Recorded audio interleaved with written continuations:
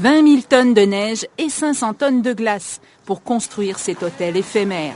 Pendant 6 semaines, une cinquantaine de personnes, ouvriers, artistes et artisans, ont bâti cette œuvre d'art glacé de 3000 mètres carrés. Le tout pour 400 000 €.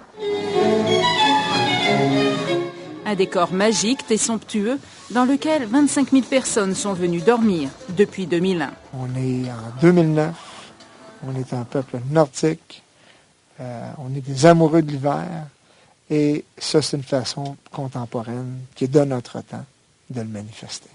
Jacques Desbois a importé de Suède le concept de l'hôtel de glace. Après des premières années difficiles, l'établissement est maintenant rentable, avec un chiffre d'affaires qui dépasse largement le 1,5 million d'euros. Il faut dire que la nuit n'est pas donnée.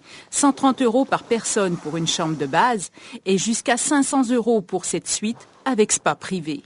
L'hôtel compte aussi sur les commandites d'une vingtaine d'entreprises et partenaires financiers, sans oublier les dizaines d'événements spéciaux organisés, incluant des soirées dansantes ou des mariages célébrés dans la chapelle de glace.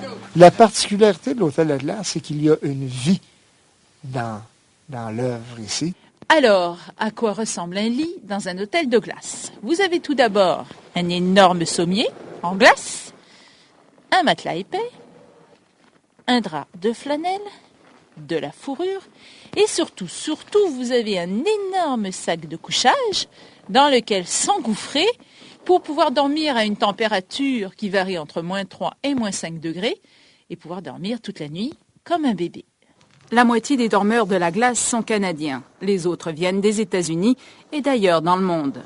Passer une nuit dans les bras gelés de Morphée provoque des réactions qui varient selon ce que chacun venait chercher. C'est pas nécessairement que tu dors peut-être la meilleure nuit de ta vie. Tu vis une expérience, c'est pas un service d'hébergement ici. Là. D'ailleurs, avis à ceux qui craignent l'humidité, il vaut peut-être mieux éviter l'expérience.